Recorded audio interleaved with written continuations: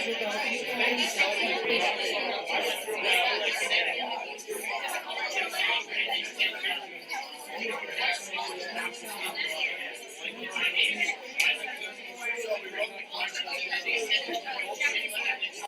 you hear me now? Oh, okay, good. This presentation is on communication impairment. Many people assume that when someone is living with communication impairment, they cannot talk. However, this is not the case. Most, if not all, can talk, but it does not come with ease. Starting with some background information, a communication disorder is any disorder that affects an individual's ability to comprehend, detect, or apply language and speech to engage in conversation effectively with others. The delays and disorders can range from simple sound substitutions to the inability to understand or use one's native language. A communication disorder is an impairment in the ability to receive, send, and process and comprehend concepts of verbal, nonverbal, and graphic symbol systems. A communication disorder may be obvious in the process of hearing, language, and/or speech. A communication disorder may range in severity from mild to profound. It may be developmental or acquired. Individuals may demonstrate one or any combination of communication disorders. A communication disorder may result in a primary disability or it may be secondary to other disabilities. People who struggle with communication impairments struggle within these four areas, whether it is pragmatics, which pragmatics deals with the study of language by considering the context in which it is used in. Syntax is the study of the structural aspect of language by dealing with phrase and sentence formation. Morphology is the study of minimal units of meaning, which includes morphemes and word formation process. Phonology deals with the study of sound patterns of language. It also includes the distribution and pronunciation. Some defining features of communication impairment are language skills. These are two types of language skills, receptive and expressive. In individuals with disabilities, receptive and expressive language skills are often vary greatly in ability by individual. This is especially true for individuals with language disorders. Individuals with language disorders often have better receptive language skills, even for individuals that are higher functioning. Both expressive and receptive language and build both skills equally. Even individuals that cannot talk should be working on expressive language. Many people often confuse the two types of language. Receptive in language is the ability to understand language. Receptive language is easier to develop, and often individuals with language disorders have stronger receptive skills, but there is still often a delay. Receptive language is responding to the language of others. The ability to follow directions and identify things are examples of receptive language. Receptive language is easier for individuals with language disorders because they do not have to recall words. When asking a question or giving a demand, the individual points to an object or picture. Even reading is a receptive skill. When the individuals read the word cat, they need to understand the word cat. Expressive language is the ability to communicate language. This disorder does not have to be just verbally. It can be done with sign language or a communication device. Even writing is a form of expressive language. Expressive language involves making requests, giving information, and labeling things. Expressive language is more difficult because the individual has to recall the word or words they want to communicate and then be able to express it. A lack of expressive language skills is often the cause of frustration and behavior in individuals with language disorders. This can also be seen in young toddlers. They tantrum because they are unable to express what they need, want, or are feeling. Here are some examples of receptive and expressive language when working with those who are communication impaired.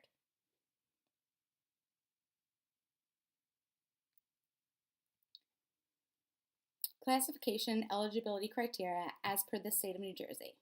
Communication impaired corresponds to communication handicapped and means a language disorder in the areas of morphology, syntax, semantics, or pragmatics, which adversely affect a student's educational performance and is not due primarily to an auditory impairment.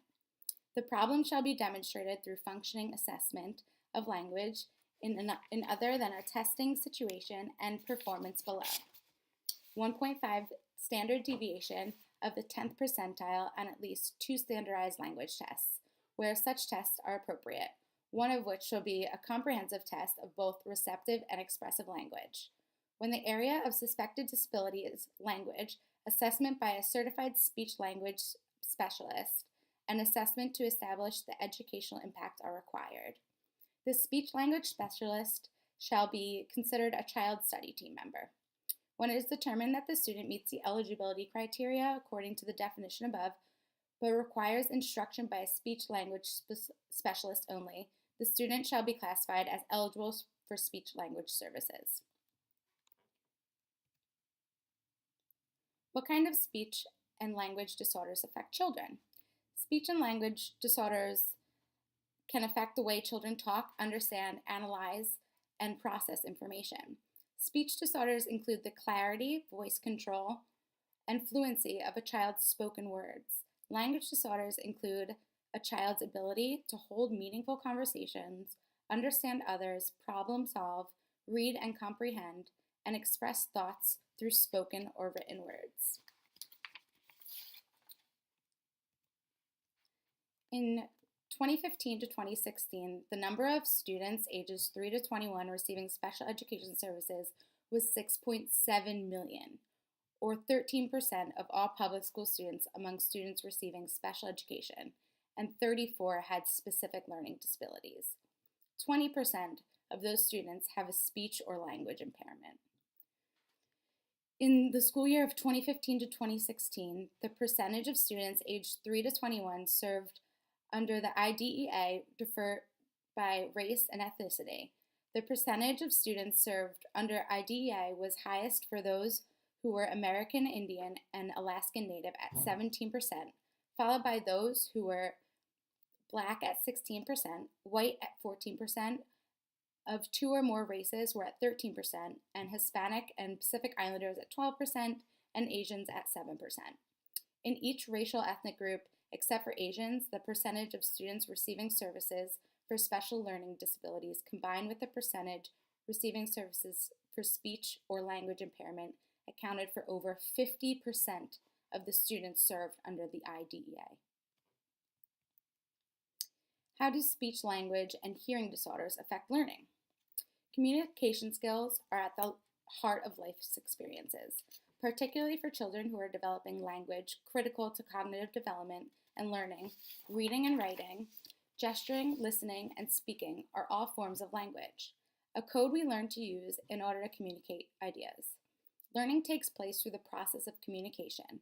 The ability to participate in active and interactive communication with peers and adults in the educational setting is essential for a student to succeed in school. Why are speech and language skills so critical for literacy? Spoken language provides the foundation for the development of reading and writing. Spoken and written language have a reciprocal relationship. Each builds on the other to result in general language and literacy competencies, starting early and continuing through childhood into adulthood. As counselors and educators, I think it is important to understand the signs of when a communication disorder is affecting a student's school performance. Children with communication disorders frequently perform at a poor or insufficient academic level, struggle with reading, have difficulty understanding and expressing language, misunderstand social cues, avoid attending school, show poor judgment, and have difficulty with tests. Difficulty in learning to listen, speak, read, or write can result from problems in language development. Problems can occur in the production, comprehension, and awareness of language at the sound, syllable, word, sentence, and discourse levels. Individuals with reading and writing problems also may experience difficulties in using language strategically to communicate, think, and learn.